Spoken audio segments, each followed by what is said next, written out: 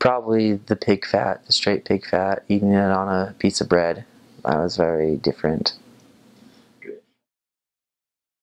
Probably one of the most dangerous things were just getting from city to city.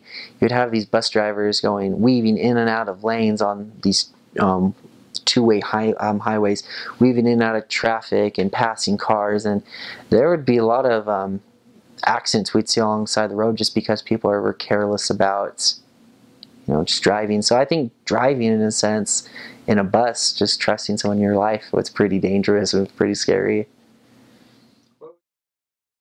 That's one of the hardest things, was for me at least, was this first city I served in was a mixture of Ukrainian and Russian. I think the mission president at the time, I think he liked to send new missionaries to areas where they would only hear one language, or it would be a strong language.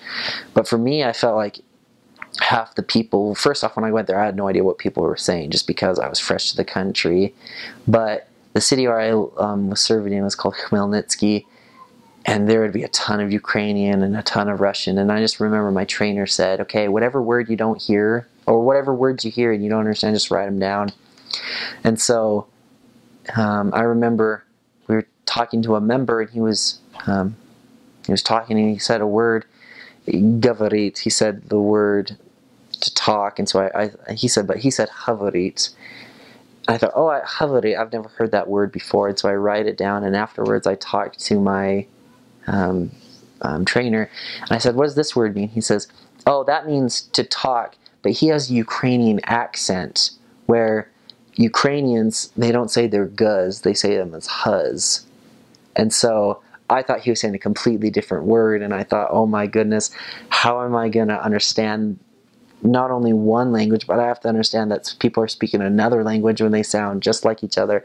But when you have a Russian speaker speaking with a Ukrainian accent, I don't know how I'm going to do it. So I guess what was hard for me at first was just understanding the language. And I don't remember any mistakes, but I remember like writing down Ukrainian words and mistaking them for Russian words, and that was pretty difficult. A sacrifice and hard work really do pay off.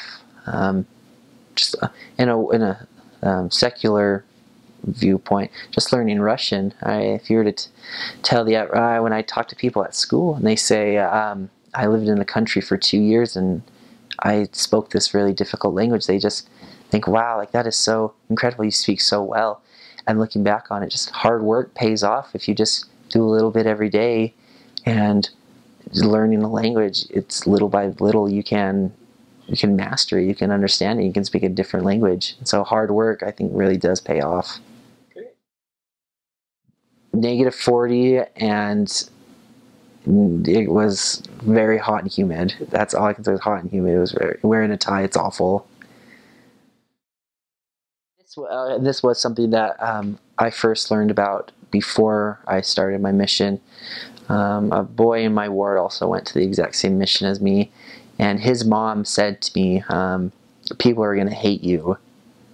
And that's all she said first. I was like, what does that mean? She said, people there will hate you.